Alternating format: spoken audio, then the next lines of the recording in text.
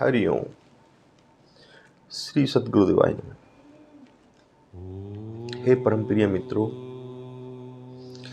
हे मेरी माताओं बहनों, चलो परमात्मा की ओर चरण में आपका हार्दिक अभिनंदन एवं स्वागत है। हे मेरे परम प्रिय मित्रों, आज एक बहुत ही गूढ़ और जानकारी से भरा हुआ जो टॉपिक है वो ये है मित्रों, यहाँ प्रत्येक व्यक्ति सुख की तलाश में है। A to Z एक भी व्यक्ति ऐसा नहीं मिलेगा आपको जिससे पूछो आप खुशी ना चाहते हो, सुख ना चाहते हो,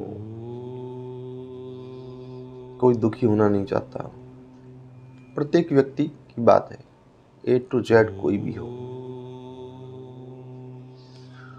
और ये भी एक मामला है कि हम सोचते हैं कि वह सुखी है, हम सोचते हैं दूसरा वह सुखी है, हम सोचते हैं तीसरे को वह सुखी है। और लेकिन जब उनसे हम बात करते हैं जाके तो पता लगता है वे भी सुखी नहीं हैं, वे भी सुखी नहीं है। अब देखो, ये बड़ी समस्या। फिर जो चीज संसार में है ही नहीं, हम उसके पीछे समय क्यों बेकार कर रहे हैं? और सभी क्यों कर रहे हैं? जब सुख यहाँ है ही नहीं तो हम उसके पीछे क्यों दौड़ रहे हैं? सोचने की बात है। जिस किसी से भी आप पूछोगे तो वो कहेगा, हाँ सुख के लिए मैं परिश्रम कर रहा हूँ, सुख मिले, मेरे बच्चों को खुशी रहे, मजे में रहे, इसके लिए मैं नित्य प्रति नौकरी पे जाता हूँ, मैं नित्य प्रति, कोई बोलता है खेत में कार्य करता हूँ, बहुत बोलता है मैं नित्य प्रति मजदूरी का कार्य करता हूँ, बहुत बोलते हैं मैं नित्य प्रति अपनी फैक्ट्री जाता हूँ, मैं नित्य प्रति अपने ऑफिस जाता हूँ। और यहाँ तक की बात है नित्य प्रति मंदिर जाते हैं, भगवान की पूजा करते हैं कि हम सुखी रहें, आनंद से रहें, खुशी रहें। सुख और खुशी पे जोर देता है, आनंद तो कोई कोई समझता है। अब जो है ये सारे होने के बावजूद भी सुख नहीं। और ये भी नहीं कि सुख ना हो, जो अगर संसार में किसी चीज का कोई नाम है तो वो है जरूर। ये भी निश्चित है, अगर संसार में कहीं किसी चीज का नाम है तो वो है जरूर, चाहे कहीं भी है वो है, तभी उसका नाम है, अन्यथा नाम होता ही नहीं। अब इसकी तलाश में जब आदमी हर जगह भटक लेता है सुख के लिए और अनंत अनंत धन दौलत ऐश्वर्य खर्च कर लेता है, तब फिर सुख की कामना करता करता उसके लिए अनंत वो हार थक कर बैठ जाता है। आज वो बैठ जाता है, सबसे दिमाग निकाल देता है, छोड़ दो यार सुख वो की कोई जरूरत नहीं है ही नहीं यहाँ पे। तब देखना फिर वो सुख का अनुभव करता है। सोचो मैं क्या कह रहा हूँ। जब मनुष्य पूरे संसार में घूम लेता है, सुख के लिए हाथ पैर मार लेता है, खूब परिश्रम कर लेता है, धन कमा लेता है, गाड़ियां खरीद लेता है, बंगले खरीद लेता है, सोने जवाहरात खरीद लेता है, पत्नी आ जाती है, बच्चे आ जाते हैं, लेकिन सुख नहीं मिलता। फिर वो क्या करता है, इन सब को छोड़ के बैठ जा, छोड़ दो इनको, बस सुख है ही नहीं तो छोड़ दो। और जैसे ही उनको सबको छोड़ने की कोशिश करता है, भूलने की कोशिश करता है, वैसे पे सुख का जन्म हो जाता है। लेकिन होता कहाँ है? होता है उसके अंदर, कहीं बाहर नहीं। फिर सुख का जन्म हो जाता है, होता है उसी के अंदर। हे प्रिय मित्रों, फिर वह प्रफुल्लित हो जाता है। हे प्रिय मित्रों, अब देख लो सुख कब मिला और कहाँ मिला, है ना? कब मिला और कहाँ मिला। इसमें एक प्रसंग आता है कि एक जो है कोई व्यक्ति किसी संत महात्मा के पास गए तो हजारों जगह। उनका भैया, उनका जी मैं परेशान बहुत हूँ, बस मैं सुखी रहूं। तो कोई समाधान ना कर सका उनका। तो वे जिन संत महात्मा के पास गए वे बहुत ही उच्च कोटि के संत थे, ज्ञानवान और विद्वान थे। तो उन्होंने कहा ठीक है,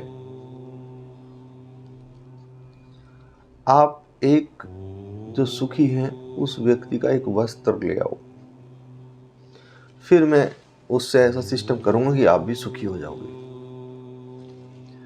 तो जी ठीक है, वो तो मैं बुलाया। लेकिन वह व्यक्ति पहले किसी साहूकार के पास पहुंचा, बोला भाई बड़ा धनवान है, तो बड़ा सब सुखी आदमी। बोला साहूकार जी आप सुखी हैं? तो बोला भैया देखो सुखी कोई नहीं यहाँ पे। तो बोला जी आप भी सुखी नहीं हैं, आप इतने बड़े साहूकार हैं, कितना लेन देन करते हैं, कितने लोगों का काम चलाते हो धन दौलत से। कह लगा भैया सुखी कोई नहीं है, हमारे भी लेन देनदारी में लेट सवेर हो जाता है, तो हमें उसकी चिंता रहती है। कोई मर गया नहीं चुका पाया तो हमें उसका दुख रहता है। यहाँ सुखी कोई ना। वो उनकी बात सुन के फिर गए जो है एक जो वहाँ के सरपंच थे उनके पास। तो जाके बोले सरपंच से कि सरपंच जी आप तो सुखी हैं, पूरे गांव के सरपंच हैं, सब आपके इशारे पे होता है, जैसे चाहे कह दो आप वैसे ही होता है, पूरे गांव में आपके बगैर तो पत्ता भी नहीं हिलता। आप सुखी हैं, आप हमें अपना एक वस्त्र दे दो। सरपंच जी बहुत ही हंसे, बोले भैया तूने मुझे सुखी कैसे मान लिया? मुझे तो पूरे गांव की चिंता है, मेरे से ज्यादा तो कोई दुखी हो ही नहीं सकता। तुम्हें तो अपने घर की चिंता, जब तुम सुखी न रह सके तो मुझे तो पूरे गांव की चिंता, मैं सुखी कैसे रह जाऊंगा? और उनका जवाब सुन के वो तो चौंक गया, उल्टे पैर जो भगा, फिर किसी बहुत बड़े अधिकारी के यहाँ पहुंचा, कोई सरकारी अधिकारी था।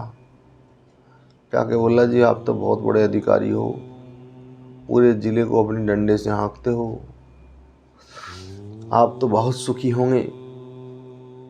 उसने कहा अरे भैया ये गलतफहमी किसने तुम्हारे दिमाग में डाल दी कि मैं सुखी हूँ? मेरी तो बीवी बीमार है बहुत मुझे भी जो है बहुत तरह की बीमारियां रहती हैं, बहुत ज़्यादा काम करना पड़ता है, पूरा जिला संभालना पड़ता है, समय कहाँ अपने लिए, जिम्मेदारी का बोझ ही इतना है तो सुख कहाँ मिल पाएगा। तो सार ये है कि हर जगह घूमने के बाद भी जब सुख का नहीं उनको नहीं मिल पाया तो फिर सुख मिला कहाँ? अपने अंतःकरण में। तो हे मेरे परम प्रिय मित्रों, अपना निर्भीक हो गए कार्य करो, प्रेम पूर्वक कार्य करो, लगन पूर्वक कार्य करो और ईश्वर का कार्य समझते हुए अपना कार्य करो।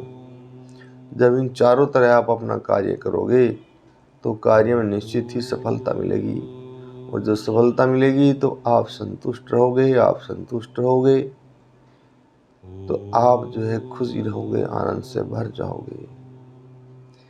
खुश रहने का एक ही तरीका है, झूठ चोरी जारी ये प्रपंच इत्यादि से जितने भी दूर रहोगे उतने ही आप प्रसन्न रहोगे, और जितने ही इनको ग्रहण करोगे शॉर्टकट के लिए, और जो है चोरी कर ली मैं जल्दी धनवान बन जाऊं, है ना, झूठी गवाही दे दी मेरा नाम यश हो, गलत कार्य कर दिए, शराब मदिरा का व्यापार कर लिए, है ना, जल्दी धनवान हो, तो जब तक ये दिमाग में शॉर्टकट बातें रहेंगी तब तक खुशी आ ही नहीं सकती। इसके पास कभी सुख रहने का एक उपाय है,